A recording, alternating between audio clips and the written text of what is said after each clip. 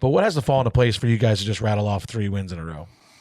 Execution, really. I mean, we were talking about it yesterday, Denny and I, and we should have probably won all the intermediate track races this year. If you go back to Texas, go back to Charlotte, we've had the speed or the best car. It seems like the most speed at those tracks, and either a ill-timed caution or the rain came at Charlotte when we were under the 7 for the lead late.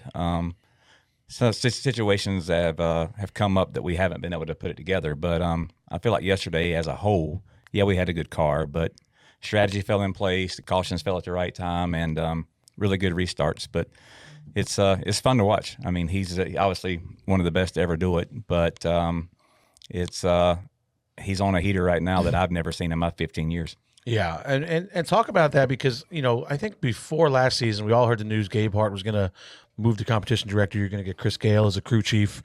Obviously, you guys had a solid year last year. Probably should have won the championship, on timely caution. For sure. But, now it seems like everything, it was surprising for me when Gabe Hart's like, I think these guys are going to struggle because I knew how close Denny and Gabe Hart were.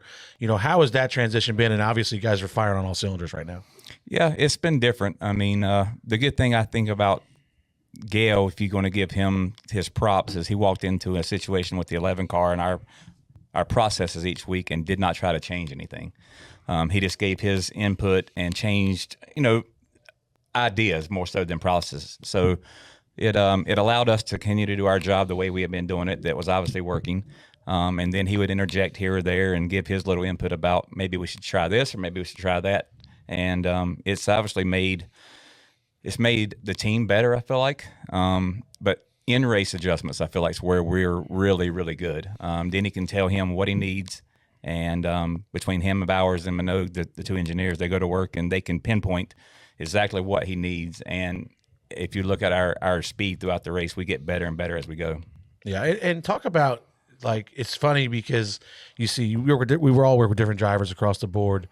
The amount of work that Denny puts in, week out, day in, day out, it seems like, yes, to just continue to get better. Somebody even at the top of his game, I guarantee, is right now probably doing something stupid, studying something, coming up or probably on the sim or wherever, making laps at San Diego right now. But just his work ethic and how much that relates on track. Yeah, I mean, obviously it's been well documented the amount of work he puts in. But I mean, even yesterday morning, he was in the sim for 2 hours.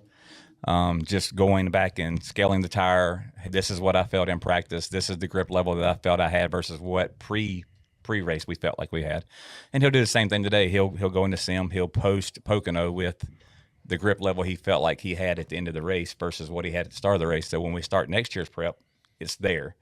But it's nonstop. I mean, it makes my job easier for me with him because he's a 21-year veteran and been doing this, and he knows what he needs to look at. But the thing I like about it is he goes into our OneNote and he puts in little notes about driving techniques and this, that, and the other that has changed over the last year or so. And I can remind him throughout the practice or qualifying the race these little things that he might not have looked at going in because he's looking at the data. But it just helps. He knows what he needs, and he knows what he needs to look at, and he knows what's important.